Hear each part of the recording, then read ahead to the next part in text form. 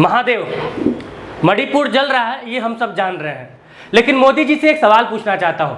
सवाल ये कि जब उन्होंने कहा था बेटी बचाओ, तो ये उनका नारा था या फिर उनकी चेतावनी थी? यह बात समझना होगा। उसके बाद यह भी समझना होगा कि स्मृति ईरानी जी, जो कि 2014 से पहले छाती पीट पीट के कहती थी कि भारत में बेटियां सुरक्षित नहीं है, तो उनसे मैं पूछना चाहता हूं कि क्या वाकई में भारत में बेटियां सुरक्षित है? मणिपुर की घटना क्या है?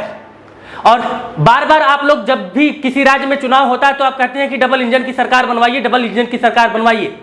तो मणिपुर ने तो डबल इंजन का सरकार बनवाया था ना, उनका क्या कसूर था?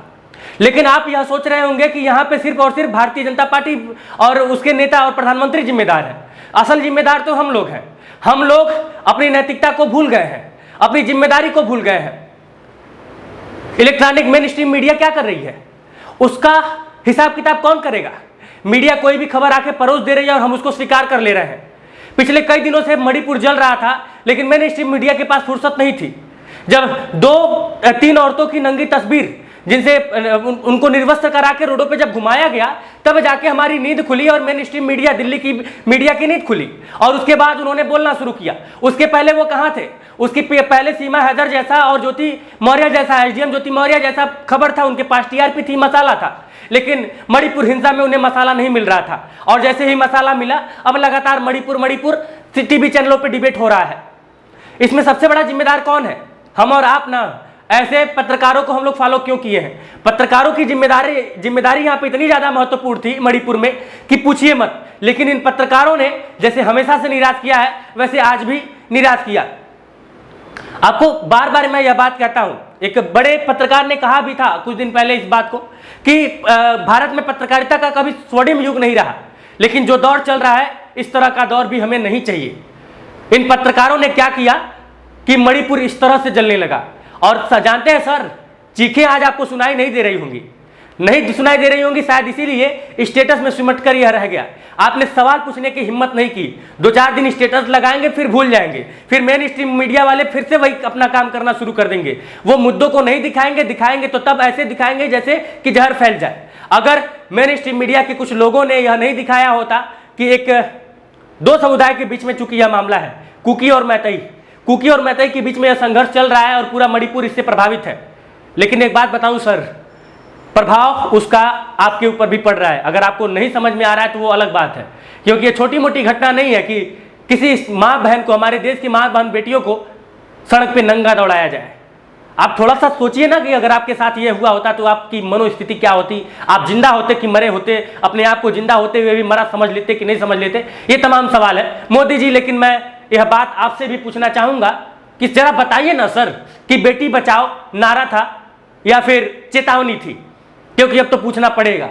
डबल इंजन की सरकार दुहाई दे रहे हैं। और धन्य है वो लोग, जब मोदी जी आके थोड़ा सा 2 टूक बोल गए, बयान दे दिए, तो उनको लगा कि बस मोदी जी ने अपना काम खत्म कर दिया, मोदी जी का काम यहाँ पे समाप्त हो जाता है, मोदी जी ने बहुत अच्छा काम कर दिया है। जय जयकारा कीजिए भाई, लगाइए नारा, खूब लगाइए।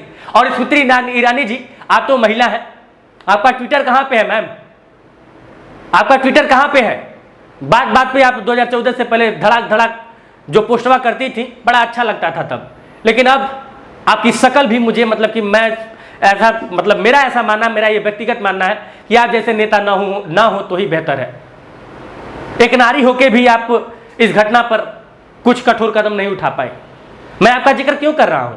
क्योंकि जब आप सदन में भाषण देती हैं तो जैसा लगता है, मतलब कि नेता और अभिनेता का जो अंतर वो समाप्त हो जाता है। और आपको तो इसीलिए जाना जाता है, आप तो अभिनेता रही हैं, तो नेतागिरी करने में आपको लगता है, मुझे नहीं लगता कि बहुत ज्यादा दिक्कत हो रही होगी।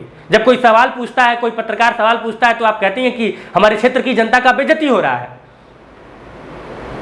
कितना इज्जत कमा रही हैं आप और कितना इज्जत कमाएंगी? जरा बताइए ना कि आप एक महिला हैं। सोचिए, मतलब भगवान ना करे कि किसी के साथ ऐसा हो, लेकिन अगर किसी के साथ अगर उस महिलाओं की जगह पे आप होती तो क्या करती? जरा सोच के देखिए मैम। बाकी धन्य है हमारे देश की जनता, धन्य है हमारे देश के लोग, धन्य है वो तमाम लोग जो लोग आज भी इस घटना पे चुप हैं, और धन्य है वो तमाम लोग जो ऐसे पत्रकारों को फॉलो किए हुए हैं, जो लोग मणिपुर को जलता देख के भी मौन थे, चुप थे, टीआरपी वाला गेम खेल रहे थे। मैं आप लोगों से ये पूछना चाहता हूं कि मणिपुर की जो घटना हुई, जो कि 2 समुदायों के बीच थी, उसका निपटारा अगर बहुत पहले हो गया होता, और कैसे होता, क्योंकि सरकारें तो निरंकुश हो चुकी हैं, शासन प्रशासन मौन हो चुका है, पुलिसिया तंत्र खोखला हो चुका है, और उसके बाद भी हम उम्मीद लगा के बैठे हैं। जन गण मन गाते वक्त हमारा सीना चौड़ा हो जाता है, लेकिन वाकई में जन गण मन कैसे होगा? हमारा देश जो कि दुनिया का सबसे बड़ा लोकतांत्रिक देश है, क्या ये लोकतंत्र है? क्या इस तरीके से लोकतांत्रिक देश का हवाला हम दे पाएंगे?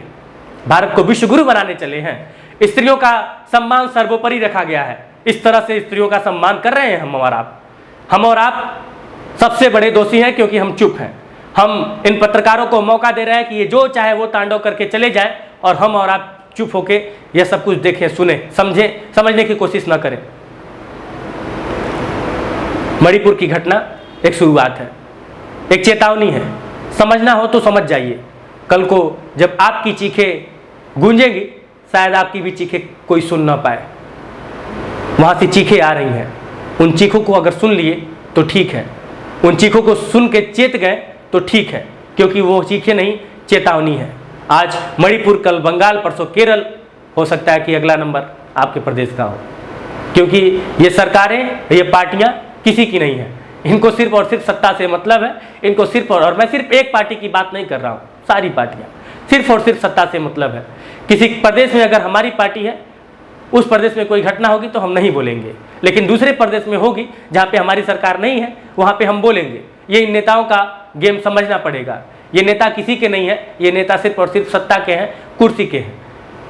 आपको अपना ध्यान खुद रखना पड़ेगा, आपको सूझबूझ से काम लेना पड़ेगा। भारत लोकतांत्रिक देश जरूर है, लेकिन इस लोकतंत्र को बनाए रखने की जिम्मेदारी जनता के हाथ में है।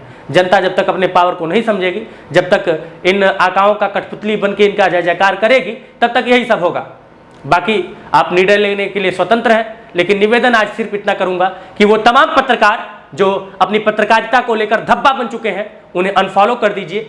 गलती कोई भी करे, उन्हें अनफॉलो कीजिए और आगे बढ़िए, क्योंकि जब तक आप इन्हें अनफॉलो नहीं करेंगे, जब तक आप इन्हें देखना सुनना बंद नहीं करेंगे, तब तक ये अपनी मदारीपना, अपनी नौटंकी बाजी से बाज नहीं आएंगे।